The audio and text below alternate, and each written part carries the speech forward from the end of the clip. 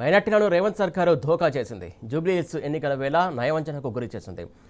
ఖబరాస్థాన్ కోసం వివాదాస్పద స్థలాన్ని కేటాయించింది. తీరా చూస్తే అది కాంట్రవర్సీ స్థలమని తెలియడంతో తూచ్ అంటూ మరో ప్లేస్ అలర్ట్ చేసింది. అక్కడ కూడా సేమ్ సిచ్యువేషన్. ఆ స్థలానికి వచ్చినటువంటి ముస్లిం పెద్దలు అక్కడికి పరిస్థితిని చూసి రేవంత్ ప్రభుత్వంపై నిప్పులు చెరిగారు. ఖబరాస్థాన్ పేరుతో రాజకీయం చేస్తుందని విరుచుకుపడ్డారు. జూబ్లీహిల్స్ ఎన్నిక కోసం శ్మశాన రాజకీయం చేస్తున్నారని ఫైర్ అయ్యారు. ఖైరతాబాద్ మండలం షేక్పేట వార్డు 8 బ్లాక్ 1లో 2500 గజాల స్థలాన్ని కేటాయించింది. తీరా అది వివాదాస్పద స్థలమని తెలియడంతో నాలిక కరుచుకుంది. ఆ ప్రాంతానికి ముస్లిం పెద్దలు వెళ్లి ఆరా తీయగా విషయం వెలుగులోకి వచ్చింది. జూబ్లీహిల్స్ బైపోల్ షెడ్యూల్ వచ్చే ముందు ఎర్రగడ్డ డివిజన్ పరిధిలో ఫంక్షన్ హాల్ సమీపంలో 7500 గజాల స్థలాన్ని కేటాయిస్తున్నామని సోషల్ మీడియాలో తెగ ప్రచారం చేసింది. దీనికి సంబంధించి తాజా అప్డేట్స్ అందించడానికి మా కరెస్పాండెంట్ యాసర్ సిద్ధంగా ఉన్నాడు. యాసర్, చెప్పండి.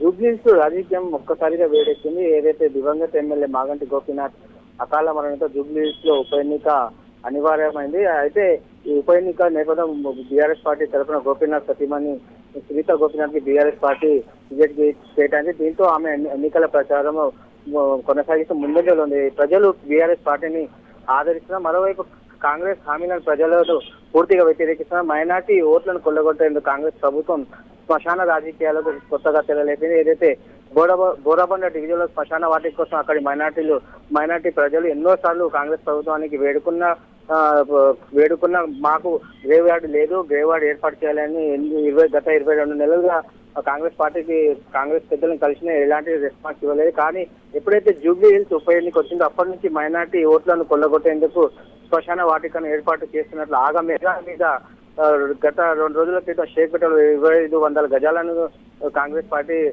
అక్కడి గ్రేవ్ యార్డ్ కోసం కేటాయించింది. కానీ అది వివాదాస్పద ల్యాండ్ గా తేలింది. దీంతో అక్కడ కేటాయించిన భూమిలో ఆర్మీ అధికారులు పాగా వేశారు. అది డిఫెన్స్ ల్యాండ్ అని తేల్చి చెప్పారు. దీంతో మైనార్టీ పెద్దలు ఎవరైతే ఒక్కసారిగా అవాక్కైన పరిస్థితి నెలకొంది. దీంతో కాంగ్రెస్ మరోసారి మైనార్టీలను మోసం చేసిందని మైనార్టీలు గమనించారు. అదే క్రమంలో ఏదైతే నిన్న ఎన్నికల కోడ్ వచ్చే 2 గంటల ముందు షేక్పేట్ భూమిని రద్దు చేస్తూ ఎర్రగడ్డలో భూమి కేటాయిస్తున్నట్లు కాంగ్రెస్ పెద్దలు ప్రకటించారు. అది కూడా వివాదాస్పద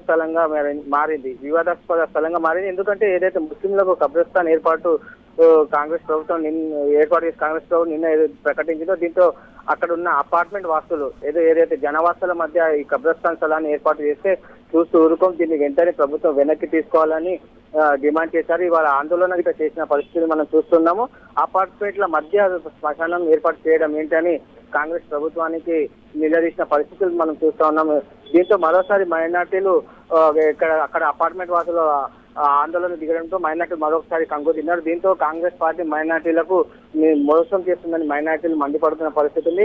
అటు కాంగ్రెస్ పార్టీకి తోడుగా బీజేపీ పార్టీ కూడా కొత్త నాటకాలకు తెరలేపి ఏదైతే నువ్వు మేము చేస్తూనే ఉంటాం అన్నట్లు కాంగ్రెస్ బీజేపీలు నాటకాలు ఆడుతున్నాయి. ఎందుకంటే కాంగ్రెస్ పార్టీ భూమిని ఇస్తుంది, మళ్ళీ బీజేపీ పార్టీ ఏమో భూమిని ఎట్లిస్తారని అక్కడ ప్రజలను కన్ఫ్యూజ్ చేసి మత విద్వేషాలు రెచ్చగొట్టేలా ప్రయత్నిస్తుంది. మొత్తానికి చూసుకున్నట్లయితే జూబ్లీహిల్స్ ఉప ఎన్నికల్లో బీఆర్ఎస్ ను కాంగ్రెస్ బీజేపీ కలిసి చూస్తున్నాయి. కాబట్టి అక్కడి ప్రజలు ఈ శ్మశాన వాటికని చేసుకోవడం మైనార్టీలంతా ఒక్కసారిగా వ్యతిరేకించారు. కాంగ్రెస్ పార్టీ మైనార్టీలు మోసం చేస్తుందని ఆందోళన వ్యక్తం చేసిన పరిస్థితి ఉంది.